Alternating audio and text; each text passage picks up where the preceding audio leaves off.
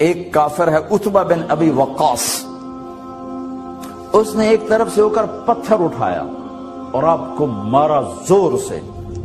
صحابہ کی نظریں تھی تلواروں پر، نیزوں پر، تیروں پر، وہ پتھر نظروں سے نگا، وہ ان کے اندر کو چیرتا ہوا جا کر میرے نبی کے منہ پر یہاں لگا، اور اب سیدھا پیچھے ایسے گئے، پیچھے یوں، پیچھے ایک کھڈا تھا، وہ یہاں گردن میں لگا، کنارہ تھا، بے ہوش ہو گئے، دانت بھی ٹوٹ گئے، خون ہو گیا، اب بے ہوش ہو کے یوں گر گئے۔ صحابہ نے سمجھا آپ شہید ہو گئے، تو سب نے زار و قطار رونا شروع کر دیا۔ تھوڑی دیر کے بعد آپ کو ہوش آیا تو صحابہ نے عرض کی یا رسول اللہ اب تو ان کے لیے بد دعا فرما دے،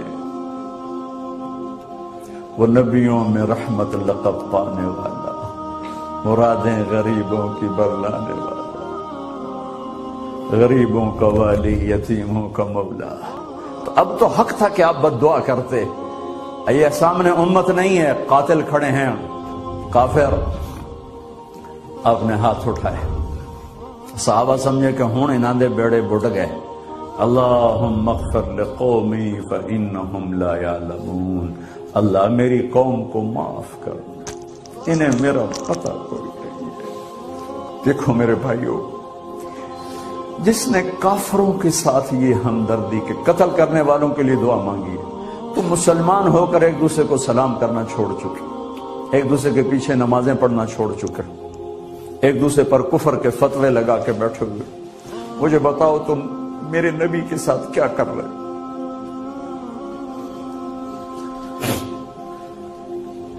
وہ تمہیں فرقوں میں بانٹ کر گئے تھے یا امت بنا کر گئے؟ کیوں اس نادان کھیل میں اپنی زندگی برباد کرتے ہو؟ کیوں نہیں مسلمان بن کے رہتے ہو؟ اس امت میں اختلاف شروع سے ہے، ہمیشہ رہے گا، یہاں تک نہ جاؤ کہ ایک دوسرے پر کفر کے فتح۔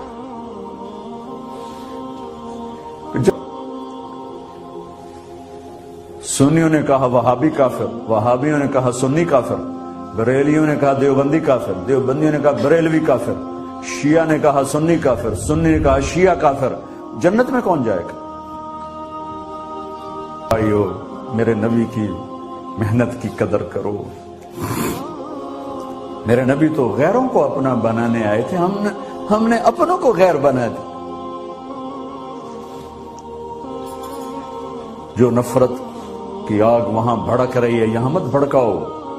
دیکھو کتنے سر کٹ چکے، کتنے سہاگ اجڑ گئے، کتنی مائیں بے آسرا ہو گئیں، کتنی جوان بیٹیوں کی مانگ ویران ہو گئی۔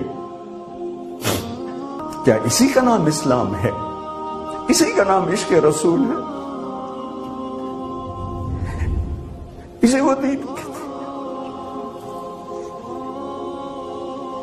ایک دوسرے کی مسجدوں میں نہیں جاتے ہو، ایک دوسرے کے پیچھے نمازیں نہیں پڑھتے ہو،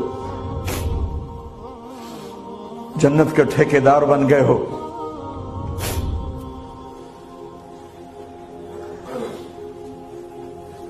میرے نبی تو عبداللہ بن ابی کا جنازہ پڑھانے کھڑے ہو گئے تھے، جس کا کفر ابو جہل سے بھی بڑا ہے۔ ابو جہل اوپر کی دوزخ میں، عبداللہ بن ابی سب سے نیچے کی دوزخ میں ہے۔ ان کے بیٹے آئے، یا رسول اللہ میرا باپ مر گیا ہے، اپنا کرتا ہم دے دوں۔ ہم نے کہا لے لو، کرتا اتار کے دے دیا۔